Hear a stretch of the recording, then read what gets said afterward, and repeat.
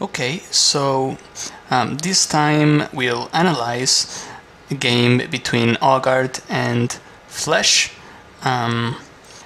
We'll see a Nimzo Indian defense. So yeah, let's get started. White opens the game with d4, black plays knight to f6, white plays with c4, and here as black we play e6. As you know, this is a flexible move order because we can play a lot of things after this. We can try playing with d5, we can also try playing with b6, or maybe we can try playing with bishop b4. We can play a lot of things depending on what white plays, so that is why I like this move order. And white plays knight c3. When he plays this, he wants to play with e4, getting a strong center, so we can play with d5 maybe.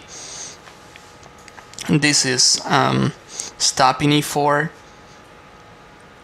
or maybe we can play the Nimzo Indian with bishop b4, and this is pinning white's knight on c3. Therefore, he can't play with e4. If he does, we'll just take the pawn. So after bishop b4, white decides to play the Rubinstein system with e3. Well, he's got other options too. I should say, when black plays the Nimzo Indian, our idea is simple. We just want to take this knight on c3, therefore destroying the pawn structure on the queen side. We'll offer our bishop pair, but if we get some weaknesses on the queen side, I mean some new targets to attack, that's fine. Instead of e3, white can also try playing queen c2, which is the Capablanca variation. The idea is simple. White wants to protect the pawn structure, therefore he plays like this. He's ready to take back on c3 with the queen. Well, let's see. White plays e3, black plays with c5.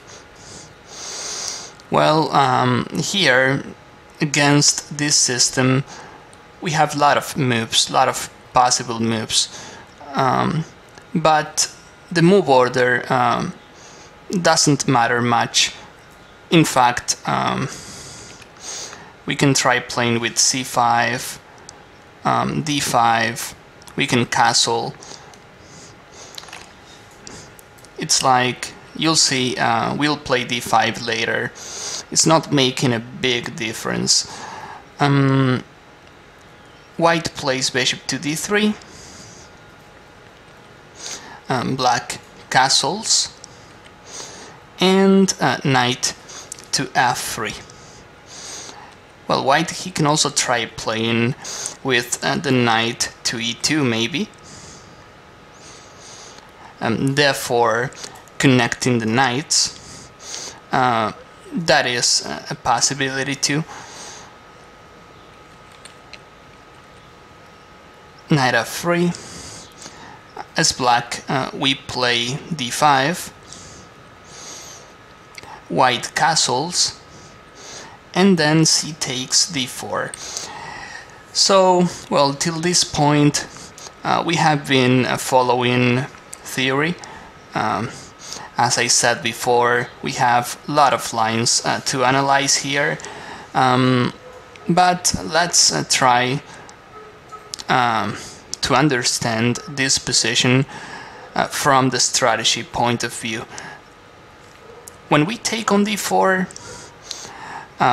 he'll probably take back with the pawn. Therefore, bishop c1 is ready to go out, has an open diagonal. And, well, if he takes with the knight, the thing is, he's not controlling the center anymore, and bishop c1 is still inside the pawn chain. So he's playing white. If he wants to fight for the advantage, he'll probably take with the e pawn, and then we take on c4, bishop takes, and after this couple of moves, let's see them again. C takes d4, e takes d4, and d takes c4. We get what we call an isolated pawn on d4. This pawn is isolated because white can't defend this pawn using other pawns. He can only protect d4 with pieces, you know, bishops, knights, probably the rooks. But this pawn happens to be a weakness. The more pieces we trade, better, because in the endgame, the only one who, you know, is going to be able to defend this pawn is the king.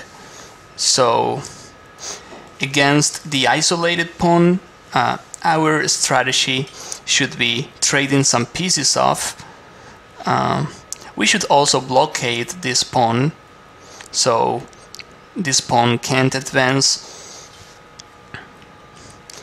And, well, actually here we'll see another concept, because when black plays bishop takes c3, he's actually trading pieces off. On the other hand, d4 is not isolated anymore. Now the c3 pawn is guarding d4. However, the c3 plus d4 pawns, they are what we call hanging pawns. We'll be able to put some pressure on the c file.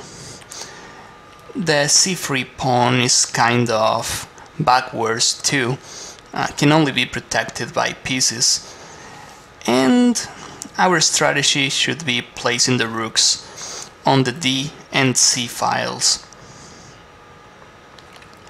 Well, we have been talking about our advantages, but we should also say white has the bishop pair. And we have to know that the bishop pair happens to be an advantage, especially in open positions like this one. So we'll have to be careful about that. White plays queen e2, and then knight b7. I really like this move. I think it's very important to keep our knights connected.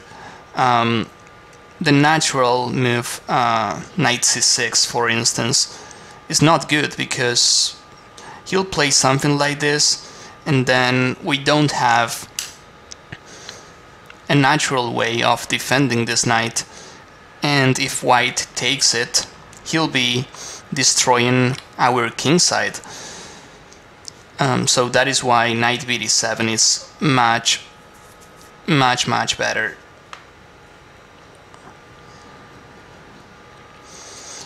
White plays with bishop to d2. Well, he probably wants to move bishop c4 somewhere else. That is why he's playing like this. He wants to protect the c3 pawn, and then he'll probably play with bishop d3 or bishop b3. Yeah, the bishop is not doing much on c4. it's actually a target there. Remember, one day we'll play something like rook to c8, so we play b6 here, trying to play bishop b7. Well, that's a natural move. Bishop to d3, like we said, bishop b7, and then white plays with c4. And now we have the hanging pawns. Feels like they are isolated because no pawns can protect them. However, they are not like... they are together. They can't be protected by pawns, but we have to be careful about them, especially if they advance d4 plus c4. You know, these two pawns, they give white more space, so we'll see. We play rook to c8, and the idea is playing something like rook f8 probably. White plays the natural move rook to c1. And here comes bishop takes f3. I believe this is a tough move. It's difficult to play something like bishop takes f3. My first reason is we don't have the bishop pair. And when we play bishop takes f3, we are offering our second bishop. We'll have two knights against two powerful bishops, and that position is clearly open. So, unless we have a big reason, we should not play bishop takes knight. As we'll see in this game, black had an idea. Otherwise, instead of bishop takes f3, I would probably play rook f8, probably putting some more pressure on d4 and c4 pawns, or maybe rook fe8, one of the two. I still have a solid position as black. When I play rook e8, I place the rook on the same file as the queen. I have some ideas. But let's see what happens after bishop takes. Queen takes, and then black plays with e5, and here we see the idea. That knight on f3 was guarding e5, and when we play this, we are able to, somehow we destroy his pawn chain there. If Well, white plays bishop e3, but let's see the options regarding the d4 pawn. If he takes, well, this is not great looking. Of course, we play knight takes, and we have a double attack. Not to mention, we can probably continue with rook fd8. And, well, we get a big initiative.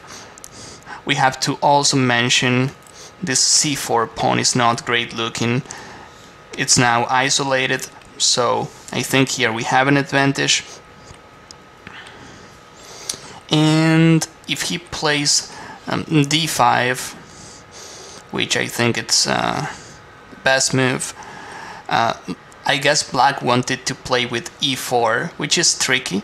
After bishop takes, we have this in-between knight to e5, and that position is quite complicated. We'll end up taking the c4 pawn. White has the bishop pair. It's hard to tell. I would say chances are equal. I mean, we both have chances, but that's fine. That would be the natural continuation of the game. Bishop e3, problem is Okay, he's defending d4, but after the simple pawn takes, bishop takes, knight e5, we get the isolated again, and like we said before, against the isolated pawn, what we have to do is trade pieces off. The endgame is probably much better for us. So we play knight e5, he plays this, we take it, and he plays queen takes. If he plays bishop takes f6, which looks like a nice in-between move, then we just play queen f4. And this move is great in order to trade some pieces off. After this, we just play queen takes, and we have a risk-free position, a much better pawn structure, and, well, no risk. We can try attacking c4. It's like we are free rolling for the win there. Queen takes d3. Well, this move is just too logical. Rook f d8, pinning this bishop on d4, placing the rook on the same file as the queen. Queen c3, knight to e4, queen b2, and very nice move, knight to c5. Well, considering this diagonal is dangerous, playing f6, I would consider it. For some reason, I feel knight c5 is better. f6 is good too, because then bishop d4 is not great anymore, but you know, if you can leave those pawns there, I mean, when we advance our kingside pawns, we have to be careful, because they are protecting our king. And knight c5, we have this powerful threat on d3. We can just ignore the threat. He plays queen c3, and then we play knight e6.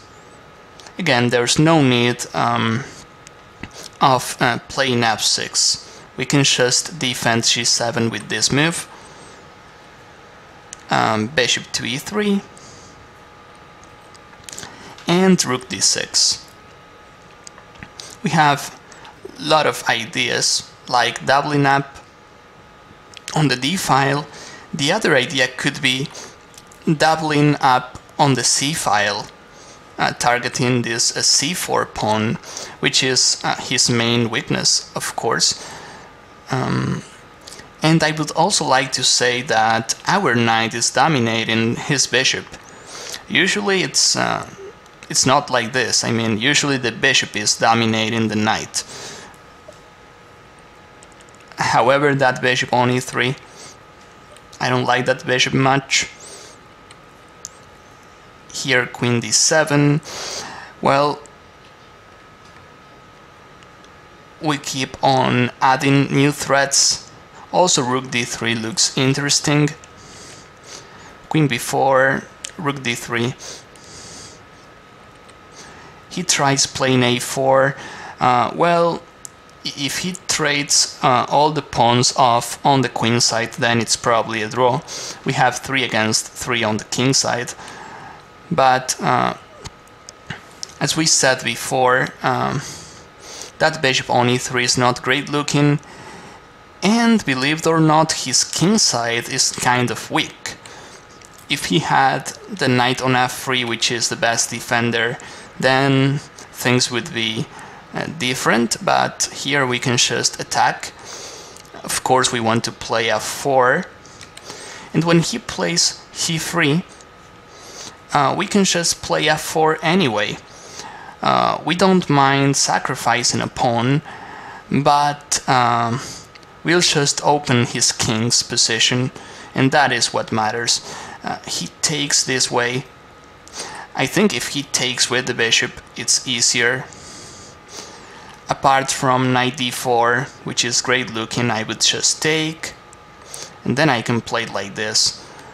We are just getting too close to the king. oops, not rook d6, the queen is there, rook c6, and then trying to play something like this will mate him sooner or later. So yeah, I don't think he can play like this. After f4, well, he has no choice but to take with the she pawn, and then very nice move, knight d4. Remember this concept, when we are attacking, if we can, I mean, like here, we want to get closer to his king.